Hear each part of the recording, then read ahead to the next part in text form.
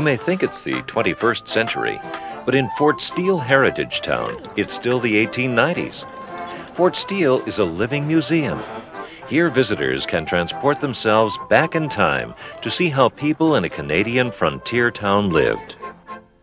We really tried to keep an atmosphere of what it was like in the 1890s here on the site. We want to give people a full experience of what it was like to live back then. Fort Steele is located in Canada's westernmost province of British Columbia, in the heart of the Rocky Mountains and just north of the U.S.-Canadian border. So what was it like in Canada during the 19th century? The late 1800s were a period of westward expansion and development in Canada. Some people were moving west, seeking their fortunes in the gold fields. Others came to claim land for farms and ranches. The shopkeepers and tradesmen came soon after, offering goods and services to the new settlers. New frontier towns were born. Fort Steele was a typical town of that period.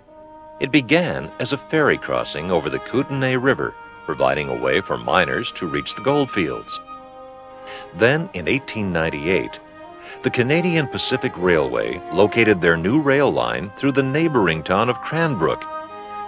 Within a few years, the population of Fort Steele was reduced to a couple of hundred. For more than 50 years, the town was deserted. Then some local citizens decided they wanted to restore this fascinating piece of local history.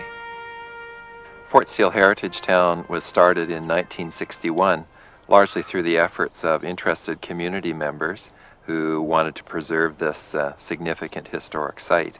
Now we have over 60 restored historic buildings, including a theater, restaurant, bakery, and lots of other attractions. One of those attractions is the Royal Canadian Mounted Police Post. The Royal Canadian Mounted Police were Canada's answer to keeping law and order in frontier settlements. They came as peacemakers. There was never a shot fired. There was never anything like that done here. They solved all of their problems through words rather than violence. Do you understand this, constables? Yes, sir, Sergeant Major Sauer, sir!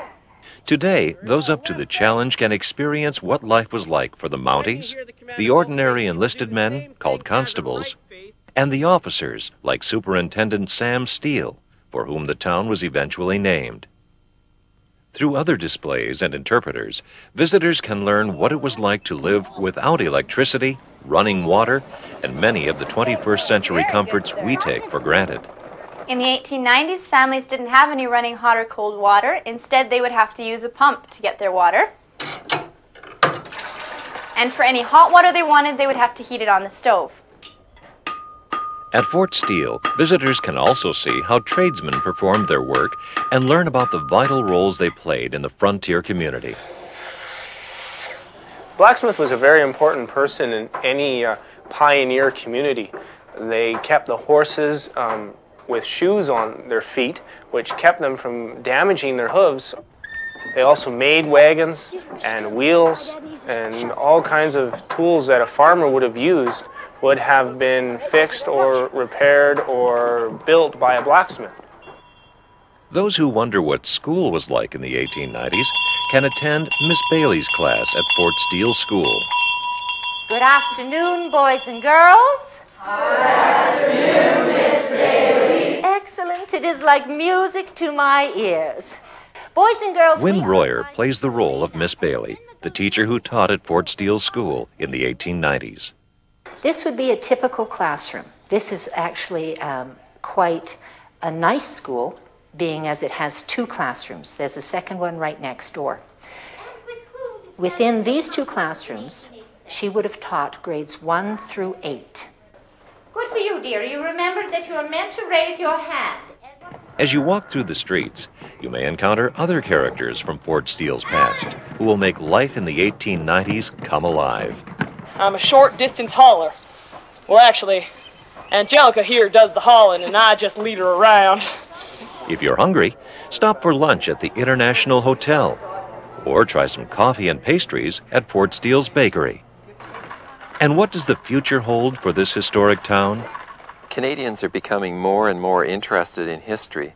So over the next few years, we predict that more and more visitors will be coming to Fort Steele. So we like to add new attractions each year. Our old-time trades like our blacksmith, tinsmith, and harness maker have been very popular.